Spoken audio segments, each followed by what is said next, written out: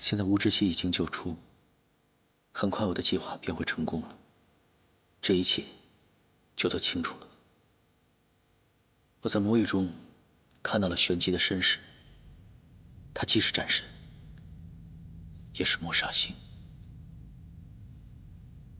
我虽然不知道为什么，但我猜疑，这天界肯定做了什么手脚，才会让玄机受到9世的折磨。或许这一切都跟这有关系。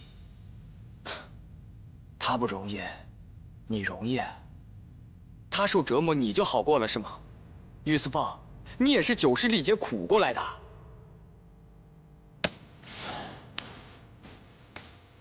算了算了，彻底断了吧啊！再跟他纠缠不清，下回你就没命了。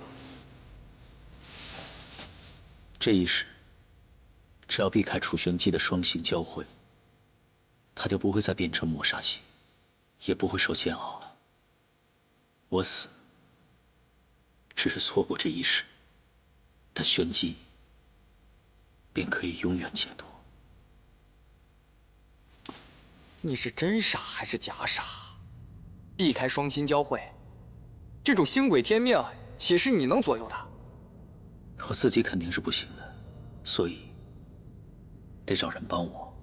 哼，别，我没那么大能耐，帮不了你这种大忙。吴志奇，吴之奇，你开什么玩笑？他自己本身就是大妖，复活魔煞星，没准也是他的愿望，他凭什么帮你？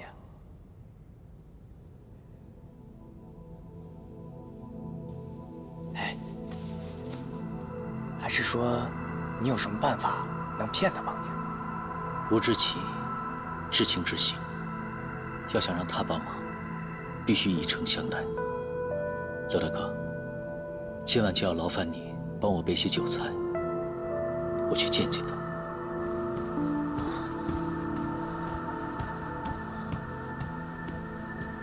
玄机，我们的婚服做好了，他们刚刚给我送过来，你看漂亮吗？再过2天就是我和小六子，还有你跟浩辰师兄大婚的日子，这可都把他们忙坏了。玄机，你怎么了？你有在听我说话吗？玄机。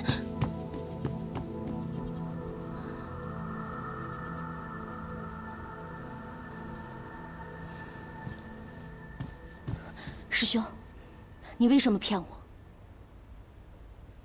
看来你始终下不了手，还是用了朱雀屏。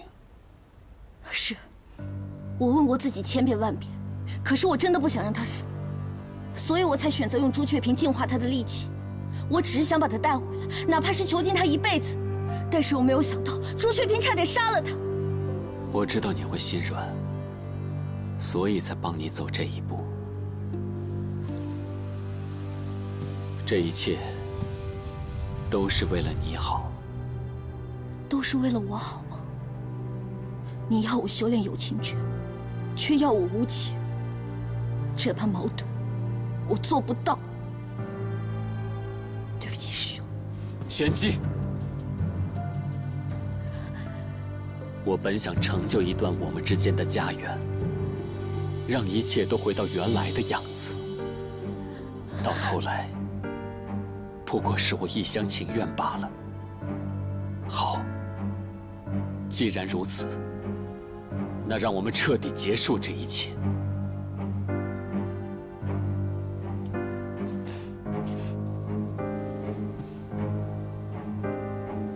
我们的婚事，你若不愿，我也不再强求。我自会向所有人交代。不过，无论发生过什么事情，我依旧是你的师兄。师兄永远是我最尊敬的人。那好，我希望你能一直记得自己作为守境者的誓言，守护好琉璃盏。玄机誓死，不会忘记自己的责任，不会让任何人得到琉璃盏。只是如今，恐怕这样还远远不够。现在魔煞星已经现世，秘境失去了结界，早已变得不堪一击。琉璃盏如今岌岌可危，你要答应我，若有一日，琉璃盏再也无法保住的话，你一定要亲手毁了它，否则，一旦魔煞星的元神和心魂复归一体，天下将再无宁日。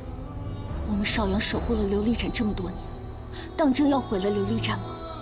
原本天界尚有仁慈之心，想净化魔煞星的心魂，盼他有朝一日能够重回天界。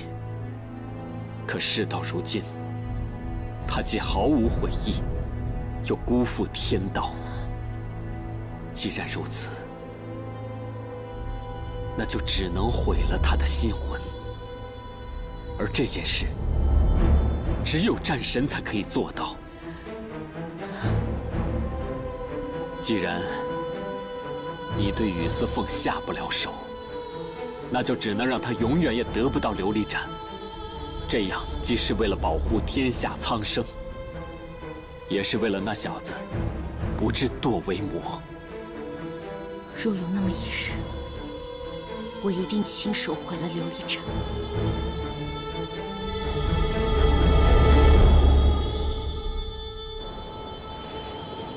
听说你要请我喝酒，我老吴午饭都没吃，就等你这顿呢。吴大哥，用不着这么客气。我说你这伤都没有好完全，就这么急着找我喝酒，看来这顿酒喝起来不容易啊。实不相瞒，我找吴大哥过来吃酒，另有所托。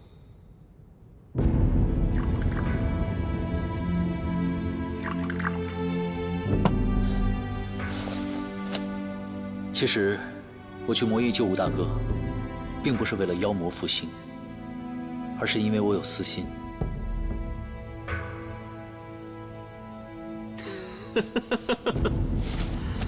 你这小子还真有意思呀！旁人的心思都是藏着掖着，你倒好，直接说出来。要么你就是傻，要不然你就是绝顶聪明。不过没关系，不管你属于哪一种，你都是我老吴的救命恩人。我曾经立下过规矩，只要救了我吴知奇出来的人，那便是我的兄弟。我答应你3件事情，上天入地我绝不推辞。所以说你有什么事情，尽管说吧。请吴大哥答应我，无论如何，都不要将君天策海交给元朗。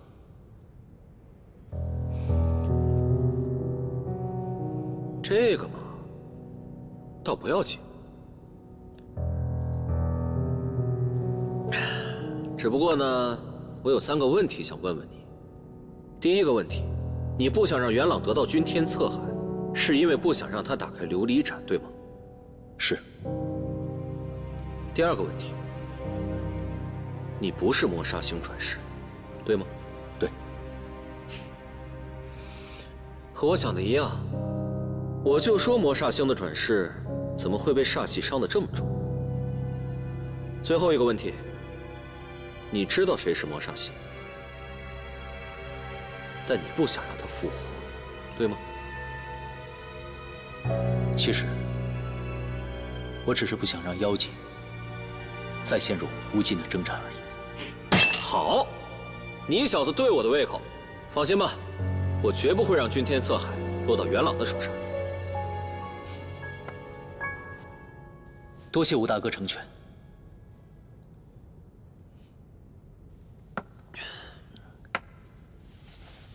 对了，吴大哥，我还有一个问题想问你。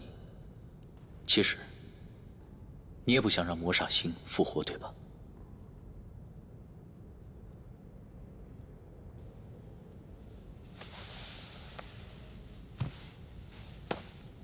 魔煞星乃是妖魔之尊，他要是复活了，一定会杀上天界，替我们妖魔出一口恶气，那多爽啊！不过呢，我这个人吧，最讨厌的就是受人指使。我身为魔域左使，他要是复活了，我肯定得对他言听计从，想想就很烦呐。要不然算了吧，就别让他复活了。咱们每天喝喝酒，吃吃肉，那才开心嘛。嗯。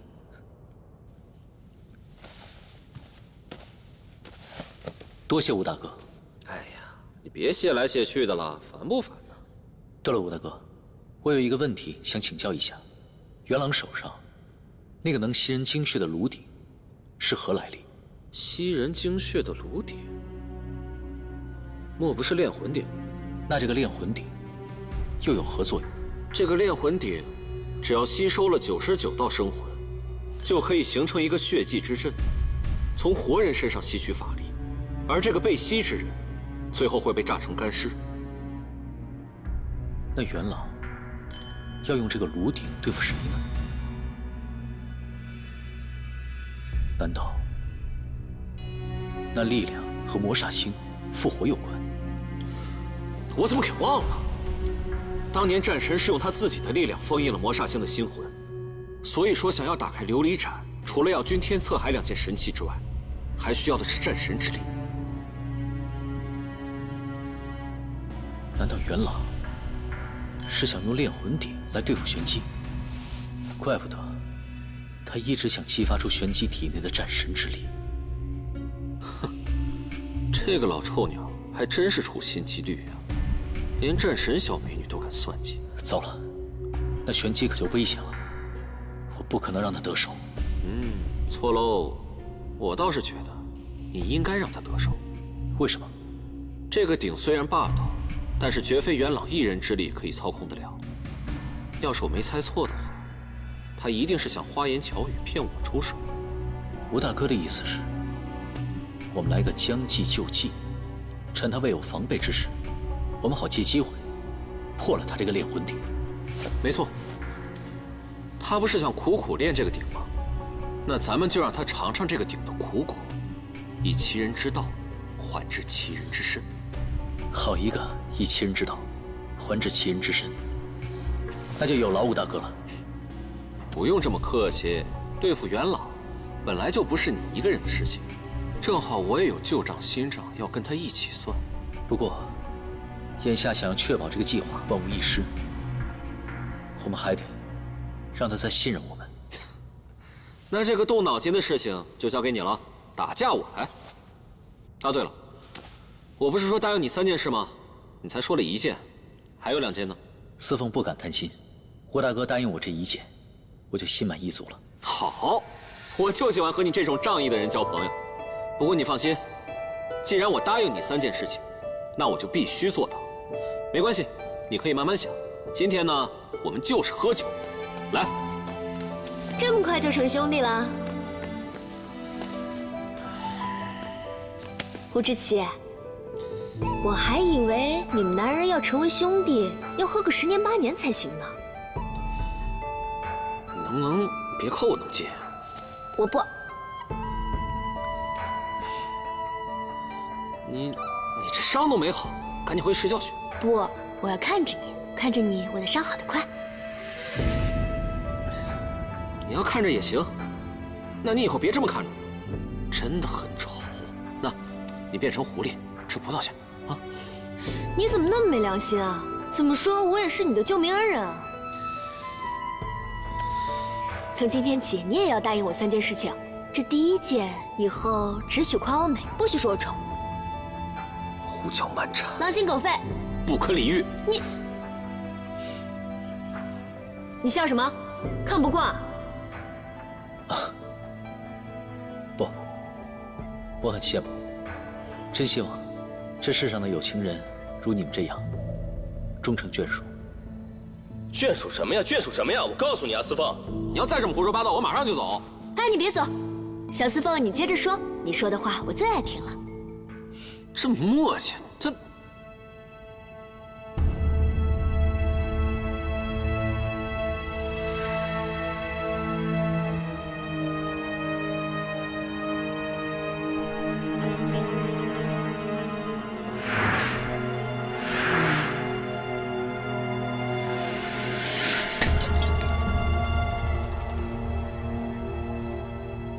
不，哎呀，你这什么破酒啊！吴知奇，你何时进来的？老子过来找你喝喝酒、叙叙旧不行啊？怎么的？不欢迎老子？拿这么个破玩意儿招待你兄弟吗？我正等着你来找我呢，你可让兄弟我好等啊！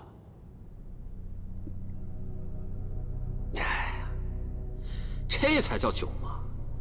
不过这酒啊，比咱们当年还是差点意思。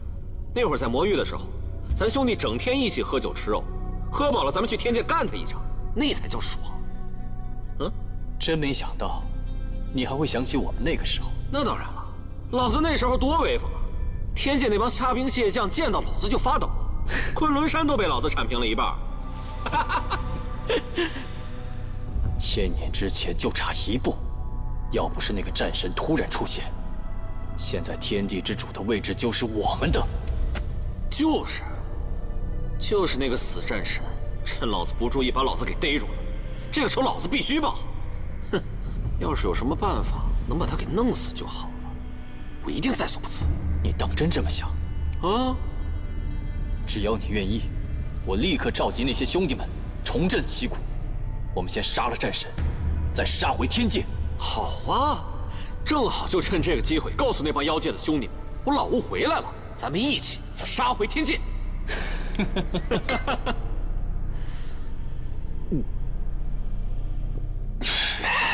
爽！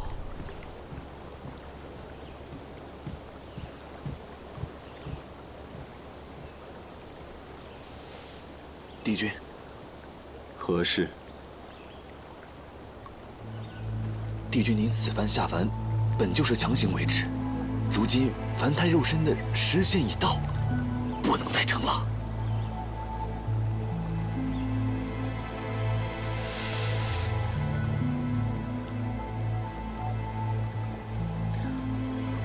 看来我的时间不多了。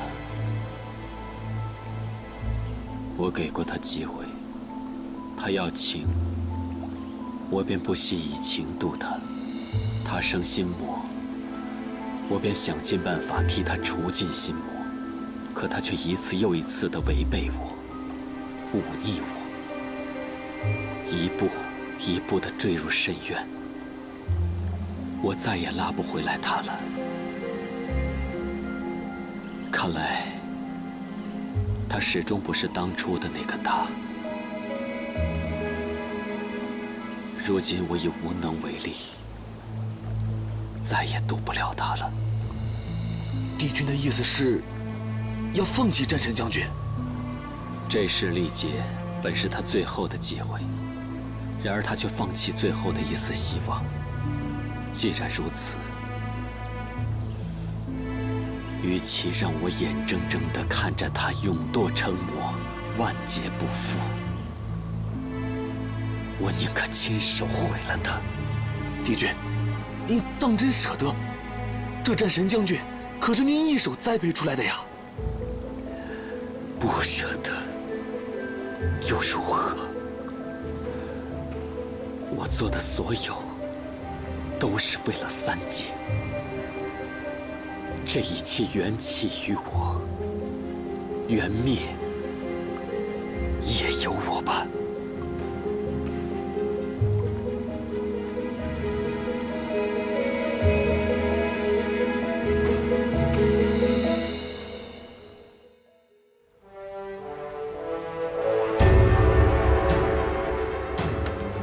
天狼，没想到你这老臭鸟还有点本事，这么快就召集到这么多兄弟。啊！承蒙在座各位兄弟看得起我，多亏了幼时这1000多年以来费尽了心思，还有这么多魔域的兄弟们为我出力。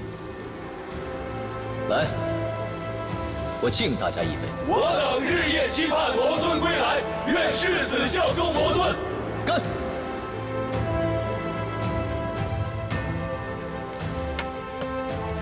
往日我对幼时多有怠慢，辜负了幼时一片苦心。时至今日，我才知谁和我真正一条心，还望幼时不计前嫌呢。少主言重，之前属下是不知少主的真实身份多有怠慢，如今一切真相大白，那属下日后定当尽心竭力辅佐少主。有右使这么说，那我就放心多了。右使一直以来劳苦功高，理应重赏。以后离泽宫所有的一切，就交由右使来主持。属下定不负少主所托。不过，眼下最让我痛恨的，还是那个战神。枉我曾经对他用过不少情，没想到他竟然这么绝情，差点用朱雀屏置我于死地。既然如此，那我日后便不需要再对他留情。没错，现在就差魔尊的心魂还没有拿回来。我觉得要不然这样，咱们直接攻上少阳派，先拿到琉璃盏，然后咱们再想办法逼迫战神，让他打开琉璃盏，怎么样？此事太过鲁莽，恐难成事。难不成你有什么更好的办法，能让他心甘情愿地打开琉璃盏吗？哎，对了，元老，你的点子一向挺多的，你来说说看。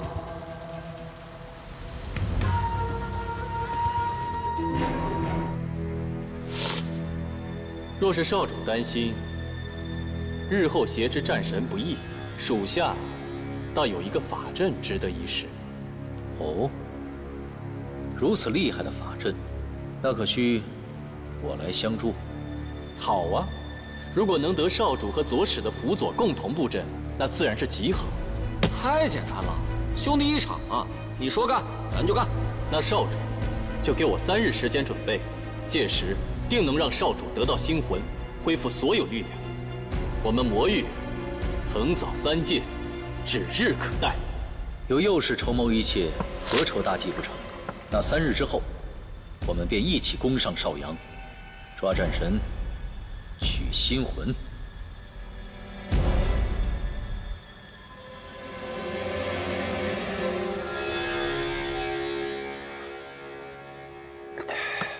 这茶真不错啊！来，再喝一杯。这茶真香啊，是吧？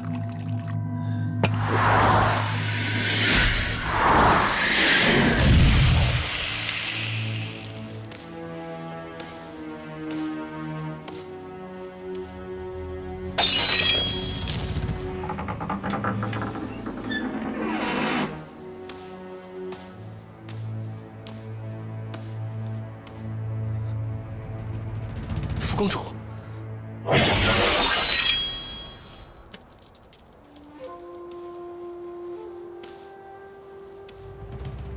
你愣着干什么？想一辈子待在这儿？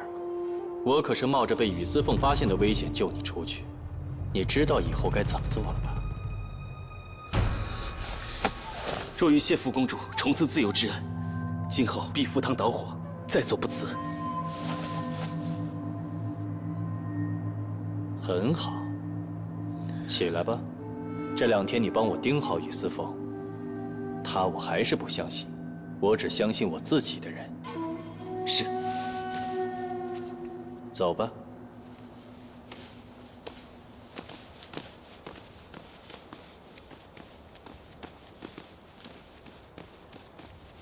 啊！堂主，堂主，救我！堂主救我！救我出去啊！堂主！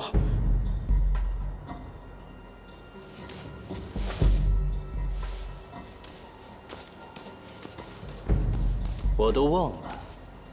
我们的北坛主还关在这儿。堂主，我知道以前是我不对，很多事情不应该擅自做主，但请堂主看在我尽心尽力打理天虚堂的份上，给我一次机会。这一次我绝对痛改前非。这样的话你说过太多次了，我也不知道哪次是真的。这一次我绝不食言，否则的话，否则让我死无葬身之地。我本来早就想把你杀了，给我记最后一次炼魂鼎。不过现在想一想，让你陪我去一个地方，不是更好玩？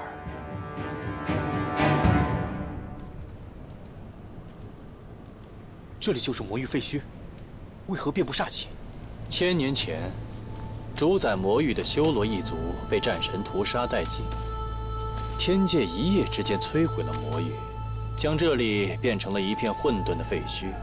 这修罗煞灵是进也进不得，出也出不去，煞气如何能消？如今这般是多亏了吴知奇劈开了魔域之门，这煞气才散去了不少。不然你以为我们怎么会站在这儿？那你来魔域究竟是要做什么？怎么？你害怕了？你现在被我控制着，无论我做什么，你都逃不掉。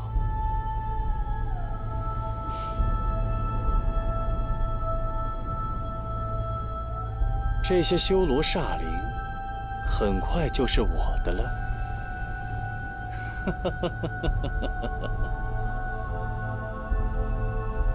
原来你是要夺修罗煞灵。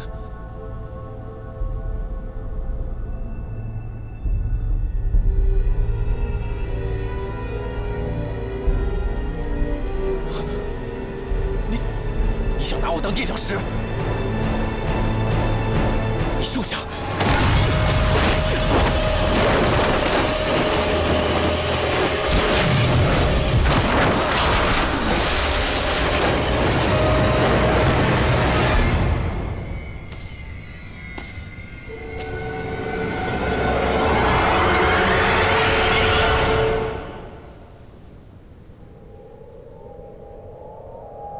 修罗大将军，你我好歹也算相识一场，这副残躯就借我一用。你那憋了1000年的怨气，我来替你出。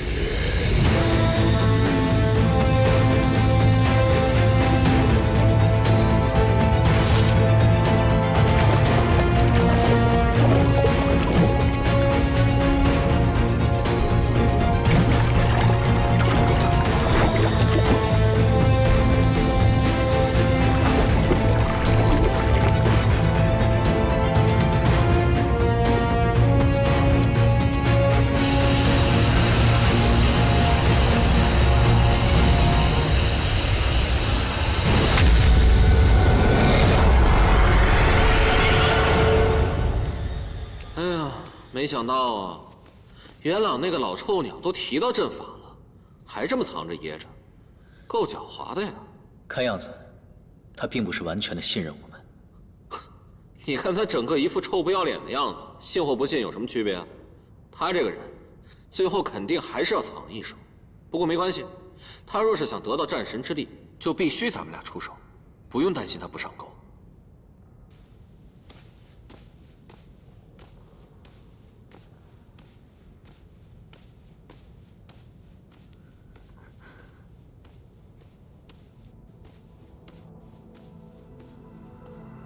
师父，亲眼看到你没事，我就放心了。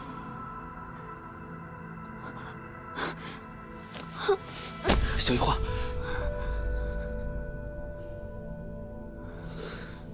怎么是你？你这个天虚堂的走狗！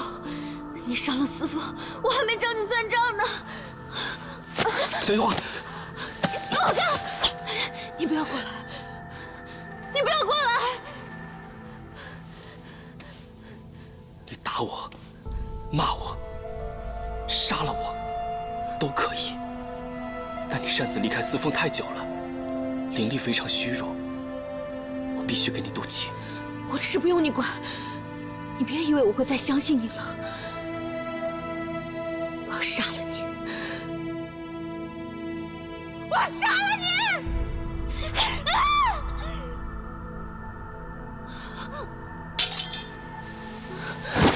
小樱花，小樱花，小樱花。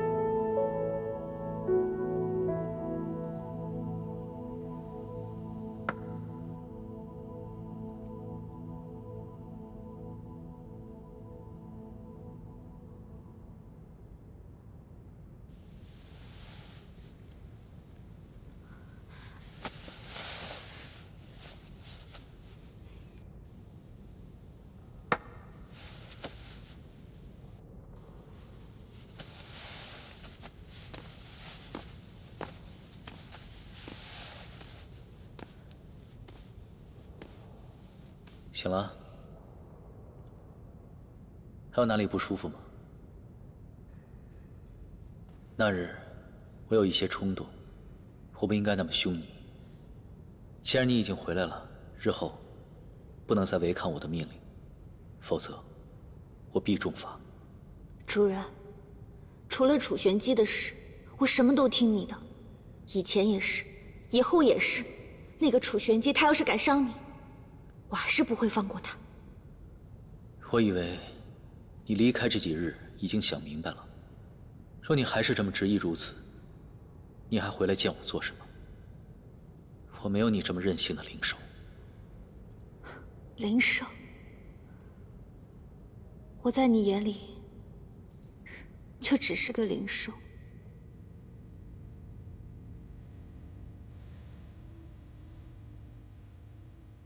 主人，我之所以违背你的命令，是不想看你出事，看着那个不爱你的楚玄机一而再再而三的伤害你，小樱花真的很心疼。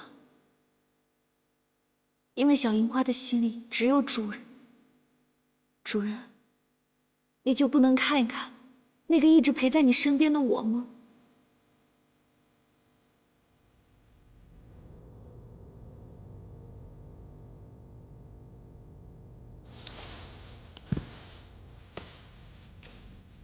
小樱花，我不只是把你当做我的灵手，你还是我很重要的朋友。除此之外，没有其他。你如果觉得委屈，觉得不知道怎么去面对，你可以离开我。从今日起，我允许你长久的离开我，过你自己想过的生活。好，雨思风，你会后悔的。你等着，我一定会找到解开契约的方法，到时候我就不再是你的灵兽了。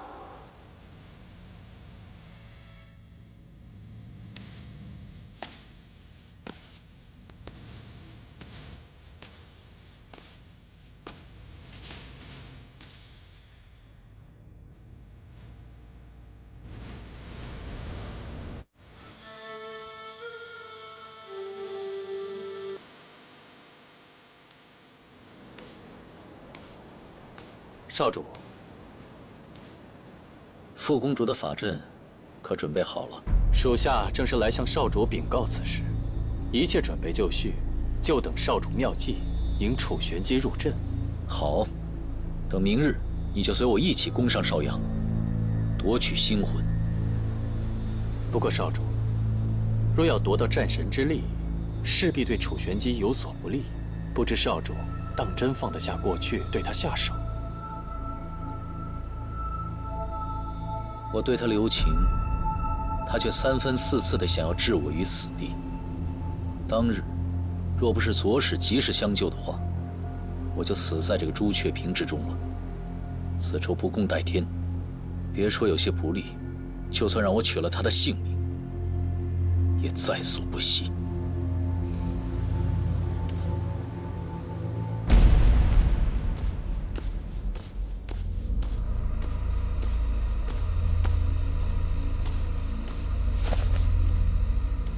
明日攻上邵阳，你暗中盯着楚玄机，确保他真的落入法阵。是。还有，虽然雨丝凤最近表现得很积极，但我必须要确认这次计划万无一失。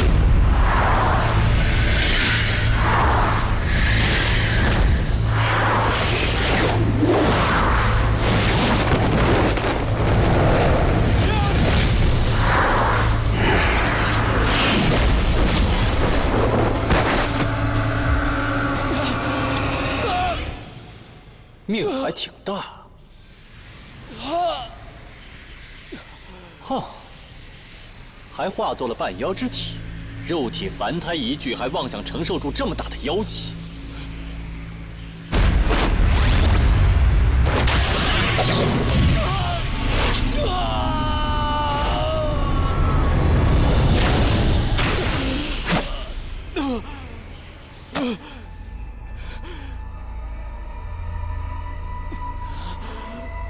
看在你掉进魔域黑潭还没有死的份上，我又不舍得你死了。我已经帮你稳住了体内的妖气，这样吧，正好我缺少一个帮我看守煞灵大军的人，你随我一起杀上邵阳夺琉璃盏，事成之后，我再教你如何稳住体内的妖气，如何？你没骗我。哼，我堂堂魔域右使会像你一样言而无信吗？你左右都是个死人，就看这一线生机，你要还是不要了？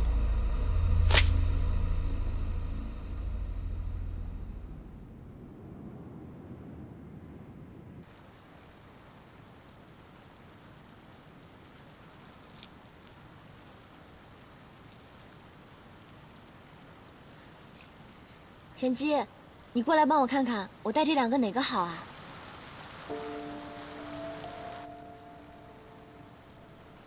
玄机，玄机，怎么了？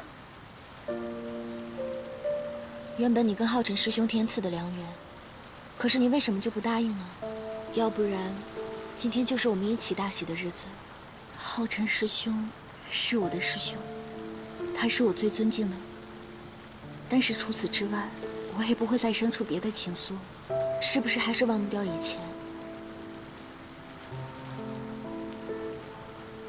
没有，就是你今天要出嫁，我舍不得你。好了，玄机，总之姐姐相信你，一定能找到一个爱你的，也值得被你爱的人，共度一生，就像我和小溜子一样。总之，别再想那些不开心的事儿了，好吗？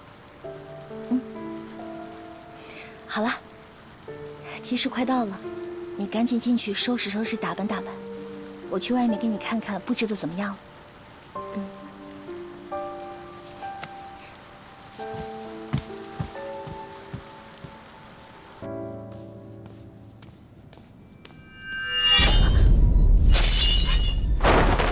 四凤。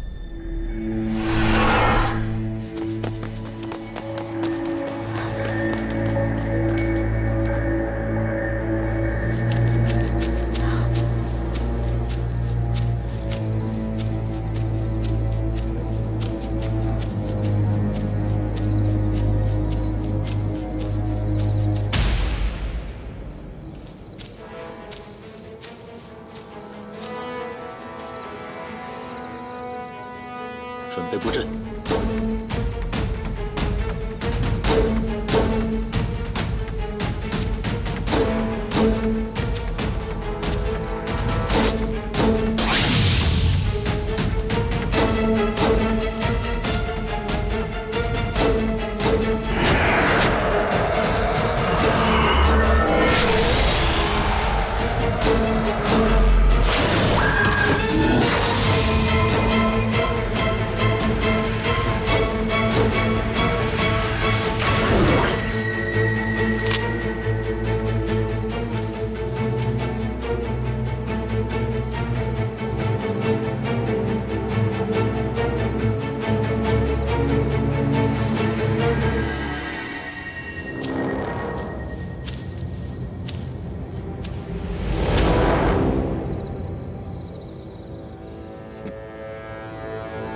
修罗煞灵苏醒了，少阳派，我的一切从哪里开始改变的，我就要从哪里找回来。副公主那里已经准备就绪了，我们开始吧。杀上少阳派！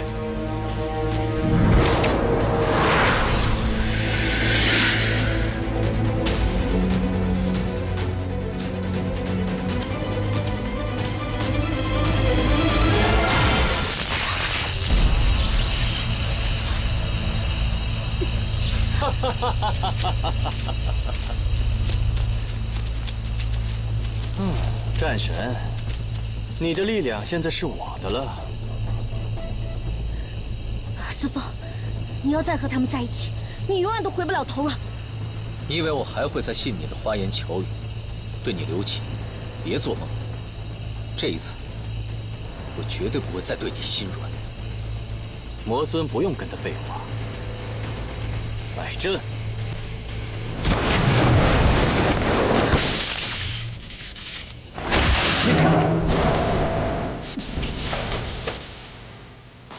走！哼，老娘的幻术还不错吧？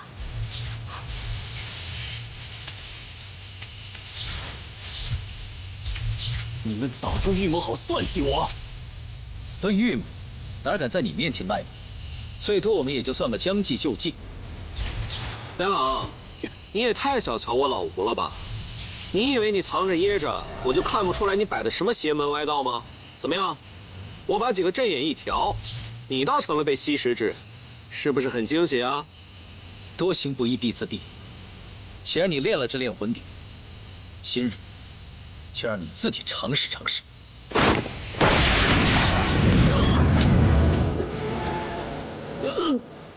元朗，你就别挣扎了，这个鼎可是你亲自炼的，吞了99道生魂，还加上了魔域的煞气，强得很。就你那点本事，恐怕是逃不出去吧？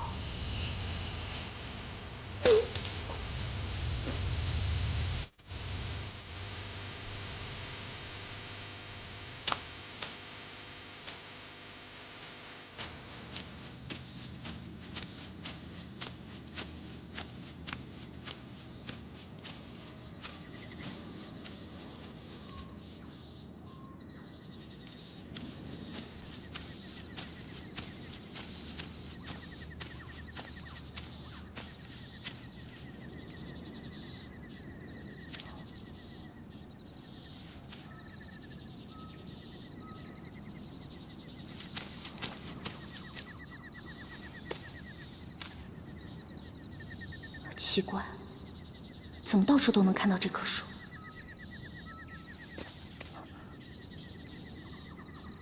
谁在捣鬼？丁坤！哎，姑奶奶，手下留情。柳大哥，你来做什么？为什么把我困在这里？那个，我是司凤让你来的是吗？他人在哪里？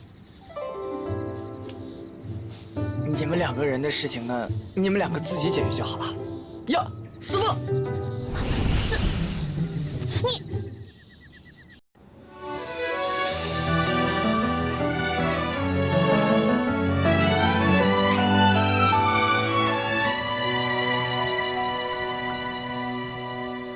怕岁月折煞太多年轮，怕相思沦为苦的。怕你不能再入骨几寸，空留下我一个人。每一世都错过缘分，相遇从不曾相认，总逃不脱命运捉弄，莫名的又为你沉沦。你从不曾爱过我。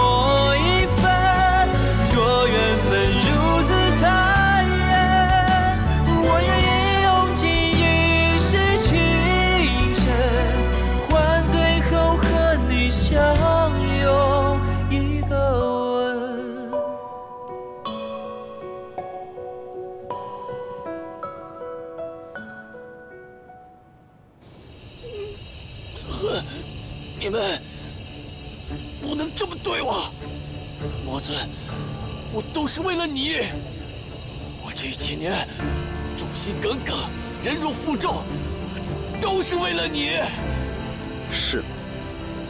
可为何我在你身上，却只看到了野心，而不见忠心？我都是为了魔尊，为了魔尊统领3界。你这么说，倒还是有一点用处。那魔尊就看在手下还有点用的份上，放了我。只可惜我根本就不是魔煞星，你的那些手段，我是用不上。你不是一直在怀疑我？怪就怪，你被野心冲昏了头，太过于心急。你骗我！你也骗我！你还有脸说我骗你？你不要被他蛊惑了，我们才是兄弟。老吴，你记不记得，我们一起游历3界，一起喝酒，一起种歌。这1000年，我为了救你，我费尽了多少心血！你不能背叛我啊！是你先背叛我的。1000年前，为何天界会突然抓我？你以为我不知道是你捣的鬼吗？是战神，不是我，不是我。事到如今，你还想狡辩什么？元老，1000年前是谁撺掇修罗王攻打天界？兵败之后，又是谁为了自保贪婪天界神池，将我的弱点出卖给了天界？我告诉你，元老，我今天就是来报这个1000年之仇的。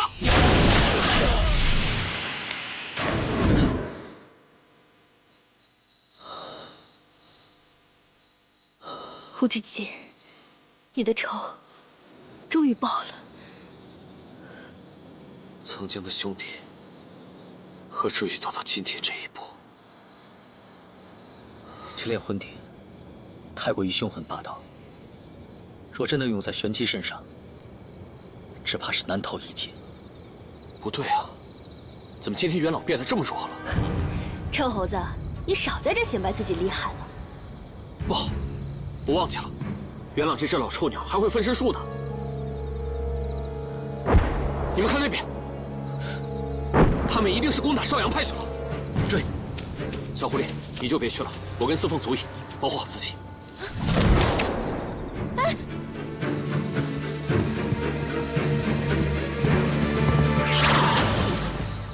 傅公主，与司凤、吴志奇，你们敢算计我？法阵那边是出了什么问题吗？就算我还没有得到战神的力量，我无论如何也要先夺了琉璃盏，这样就还有机会。我去拿琉璃盏，你2人给我守在外面，不得再有任何差池。是。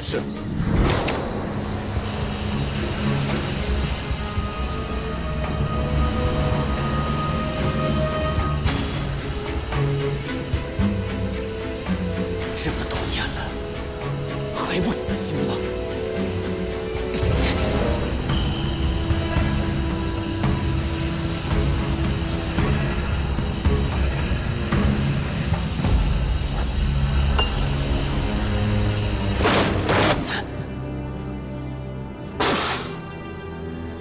我这具身体一日不如一日，只怕快要撑不住了。必须快点想办法，让玄机毁了琉璃盏。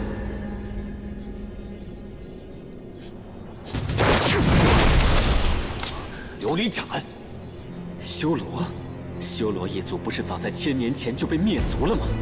我不过借着身子来拿琉璃盏，当我者死，乖交出来吧！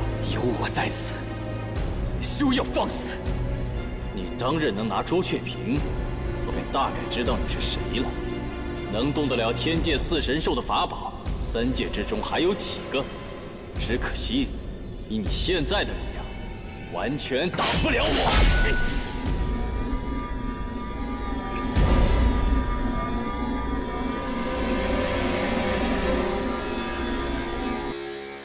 浩辰师兄，我给你送喜酒来了。浩辰师兄，送喜酒？送什么喜酒？梧桐，你休想在少阳派乱来！你为什么穿着戏服？你到底要跟谁成亲？我跟谁成亲？你心里不是早就清楚了吗？我周密言此生非玲珑不娶，玲珑也非我不嫁。玲珑是我的，任何人都别想把她抢走，她是我的。米安，玲珑，米安，你不可以再追了，你伤得太重了。若玉，你果然还活着。原来司凤当初说的都是真的。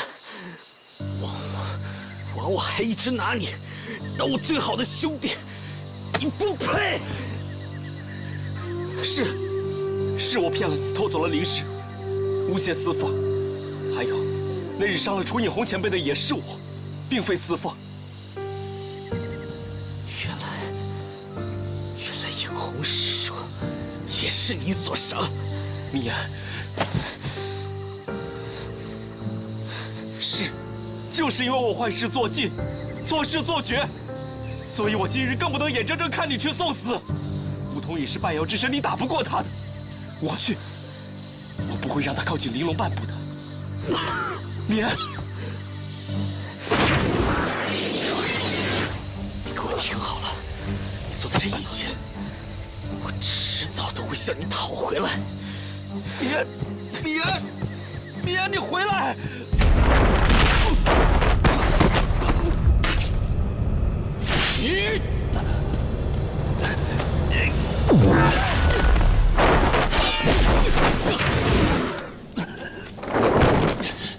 你们处处坏我大事，我绝不饶恕你们！把他交给我。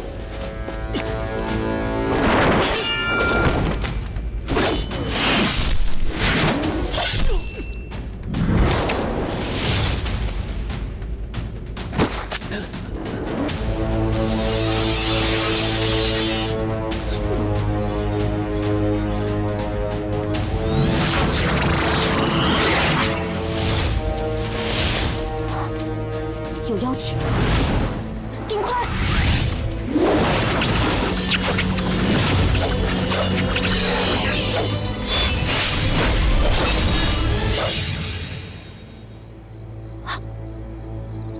有人动琉璃盏。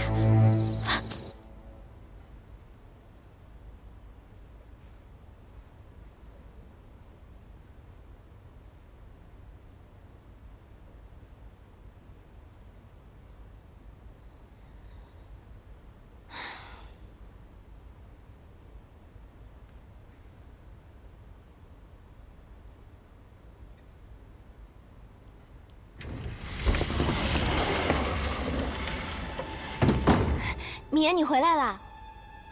去浩辰师兄那儿送酒，送了这么长时间，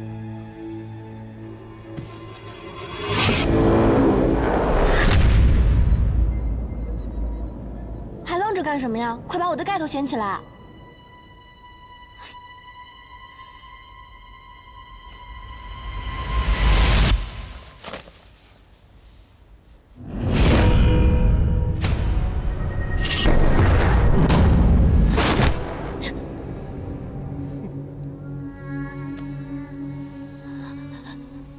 我的好玲珑，这么着急要我揭开你的盖头啊？滚开！你的盖头都是我揭开的，你已经是我的新娘子了。我这就带你回家。你为什么阴魂不散？你放我下来！放开我！你放开我！放开玲珑！米言。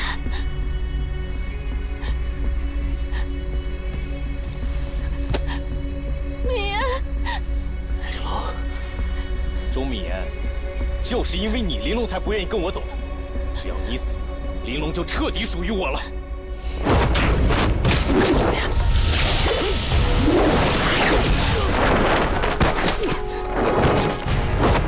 不要！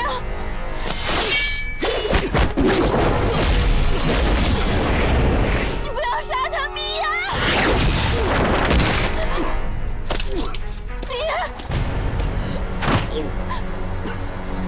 我看你现在如何阻止我！你休想再把玲珑从我身边夺走！米言，放手吧，你再这样会没命的。捕头，我求求你放过他，我求你，我求你放了他，我答应跟你走，我求求你放了他，不要再伤害他了，我求你。玲珑，你不要求他。玲珑，你既然为了他答应跟我走，好，我今天就偏偏杀了他，让你死心。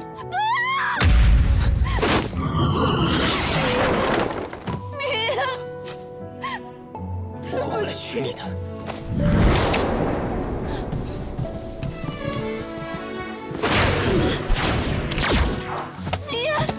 米，你怎么样了？玲珑，别怕，我会一直在你身边的。米，你醒醒！米，今天是我们成亲的日子，你不能就这么离开我，我不许！你别这样离开我！米言受伤很重，快把他扶到房间里面去。米。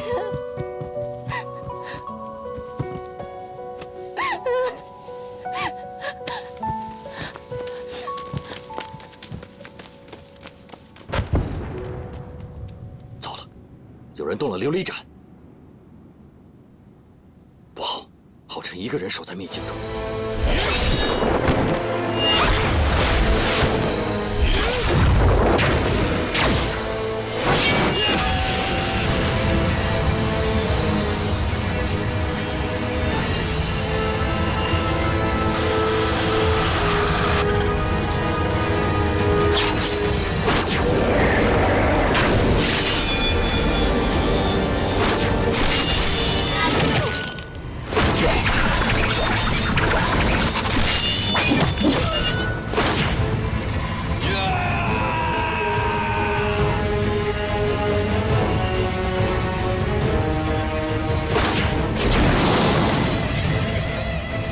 司凤啊，这个大修罗它就是一具煞灵，见不得日光。你金翅鸟羽翼的金光和日光异曲同工，克在这里。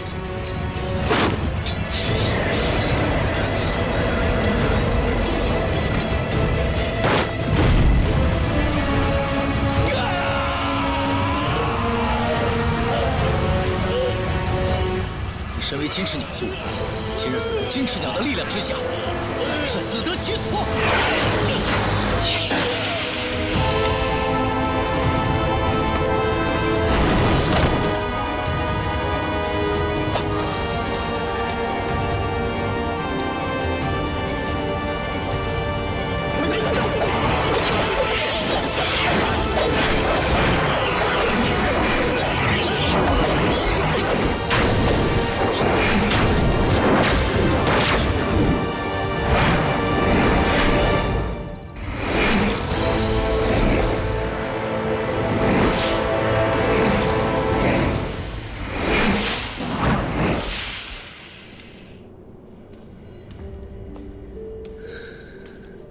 这一切终于解决了。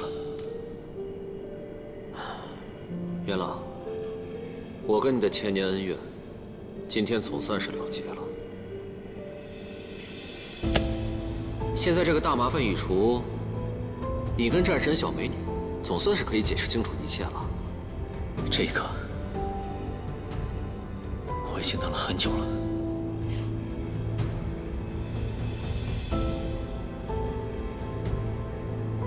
怎么的？你还准备管这个人？可他毕竟是玄机的师兄，没想到你心肠这么好。我可不想做什么圣人，如果见死不救的话，玄机他肯定会怪我一辈子。我可不想担这样的罪名。再说了，有的师兄为我亲口作证，我也更好跟玄机解释。你小子，这个算盘打得不错呀！啊！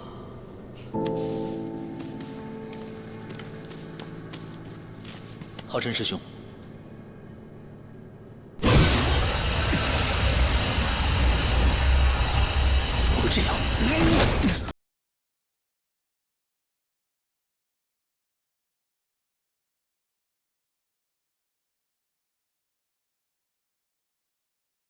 装的可还过瘾？你是想借机统领妖魔族吧？不管你的目的是什么，你以为你做的这一切有用吗？不过都是徒劳罢了。你什么意思？浩辰师兄，浩辰师兄。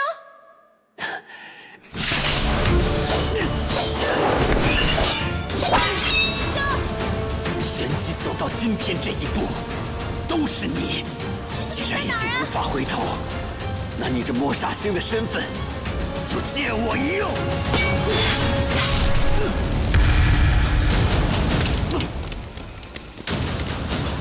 掌门，掌门，掌门，掌门！师兄，魔头，就算杀了我，也别想拿走琉璃盏。师兄，师兄，师兄，师兄，师兄，师兄，妖魔，竟敢伤害浩辰！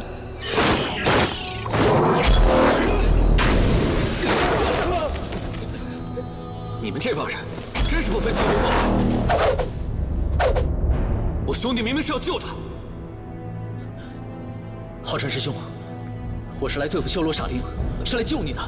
你心里明明清楚，却为何要诬陷我？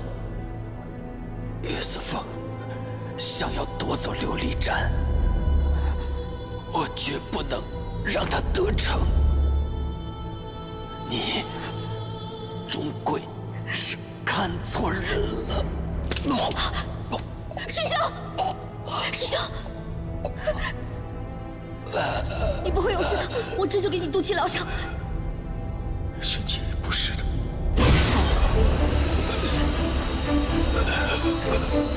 不要再浪费灵力。玄机，你为何当初不肯听我的话，以至于到了今天这一步？你不会有事的，师兄，我听你的，我以后都听你的，我都听你的，师兄，我都听你的，我都听你的。太晚了，玄机，事情根本不是这样的。刚才我赶来的时候，你师兄已经受了重伤。我刚才看到修罗煞灵一直在攻击他，所以我才出的手。那修罗煞灵是元朗的元神所附，他是来抢琉璃盏的。我好不容易将他除掉了，你师兄，我刚才是想救他。答应我，毁了琉璃盏，绝不能让妖族的奸计得逞。师兄，答应我，师兄，答应我，师兄，我答应你，我答应你，我答应你，师兄，我都答应，我答应你，师兄，师兄，师兄。